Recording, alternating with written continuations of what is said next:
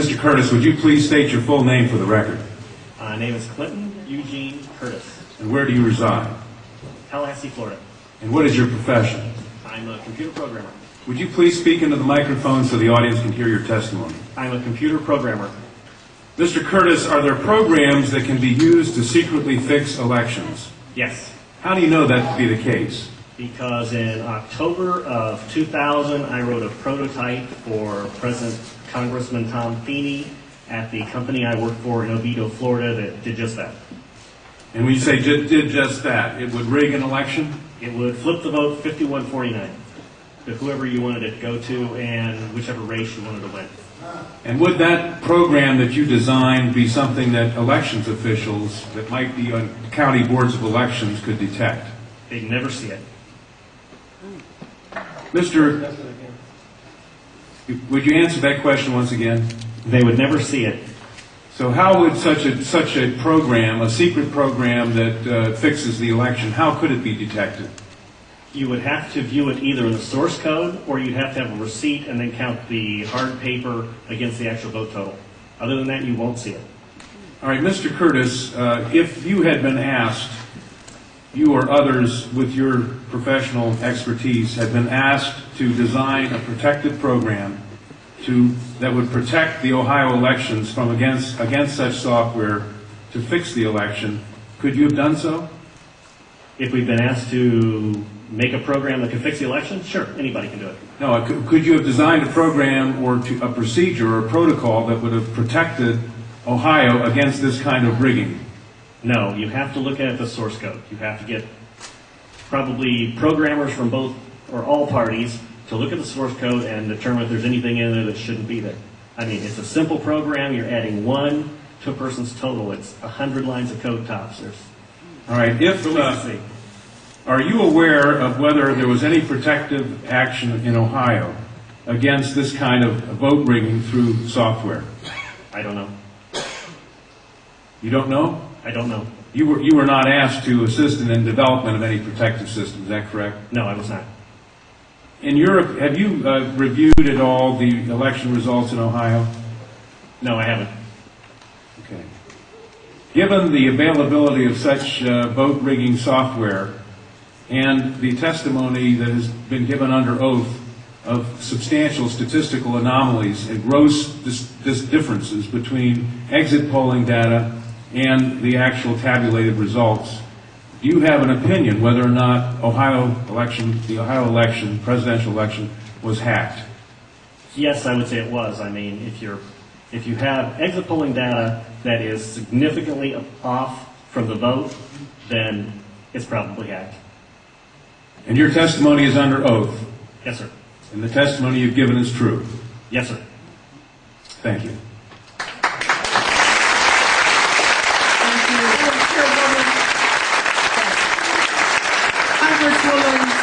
Councilwoman Waters and I have the same question. Come back to the podium. Who did you say you were asked to prepare? I was asked by Tom Feeney. He's now a congressman. At that time, he was Speaker of the House of Florida, Yang Enterprises, which was the company I work for, lobbyist, and their corporate attorney. He wore a lot of hats. And at the time, he was the Speaker of the House of Florida. Is that what you said? Yes. Okay, thank you. Congressman.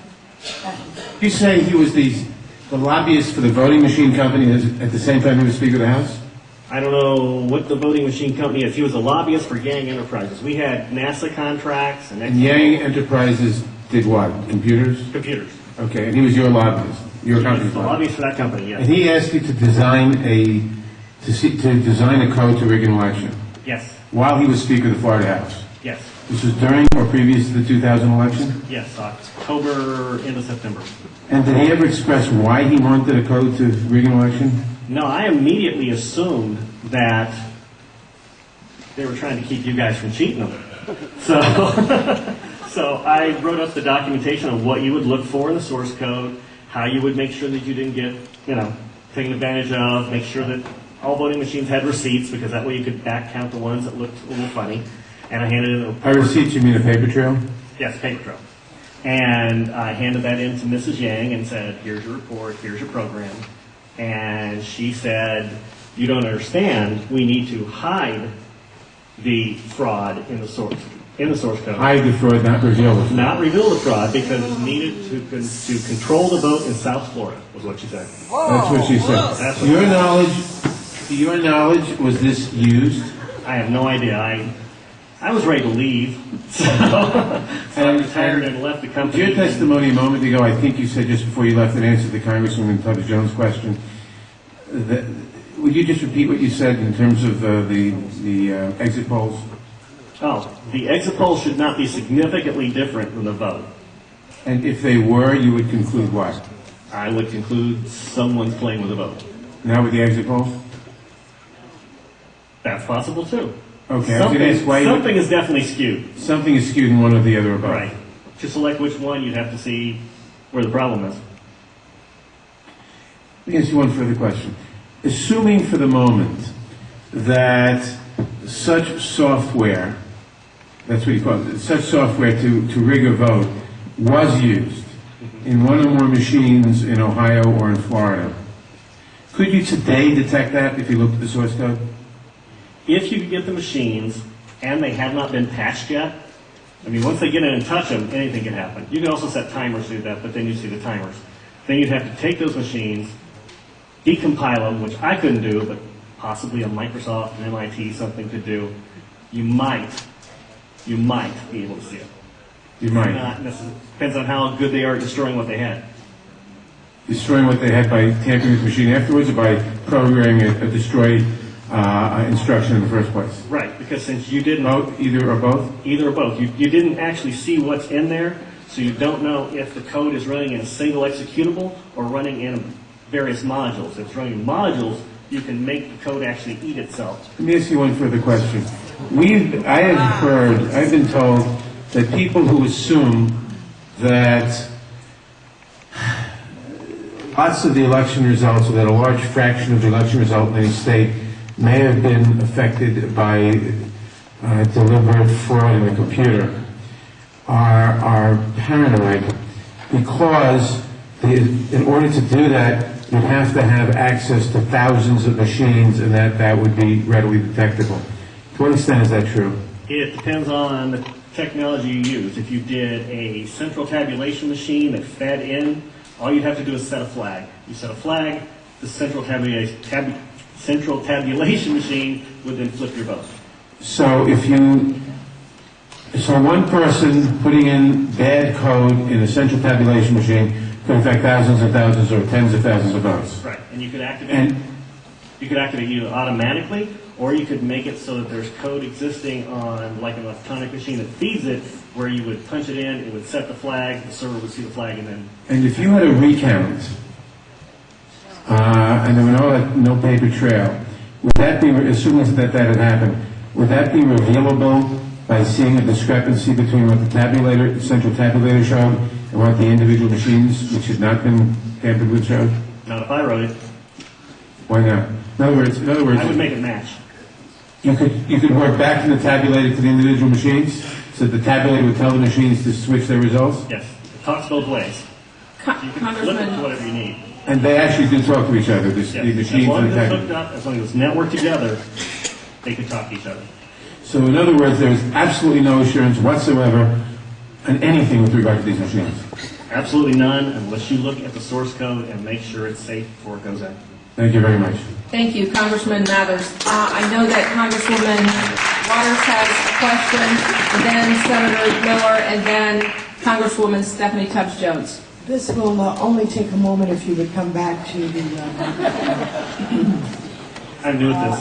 As you know, there has been a lot of discussion about, I think it was Diebold Company, their relationship to the president and the administration, and supposedly comments about helping to ensure that the president was reelected. In your world, in your environment, have you heard any of this kind of discussion? Do you know people who vote for Diebold? Do you have any sense of any actions that may have been taken I don't know anything about that at all. Thank you. Sorry. Senator Miller? Thank you, Madam Chair. Sir, I suspect people will attack you in terms of your credibility. Could you restate once again your credentials? I'm a programmer. I worked for NASA, worked for ExxonMobil, worked for Florida Department of Transportation, and other elements of my story, because this company, well, let's get into it. Why not?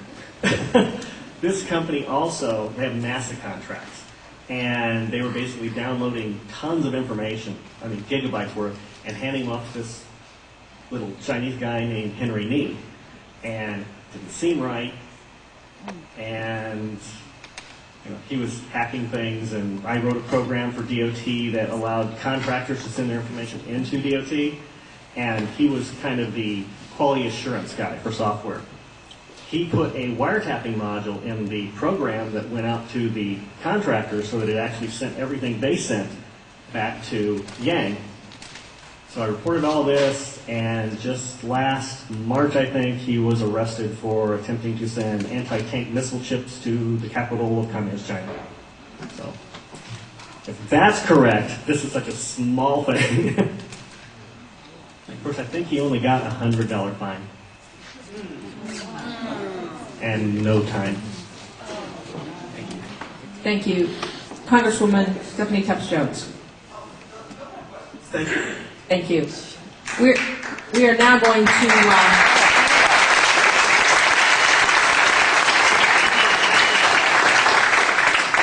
back to the public testimony.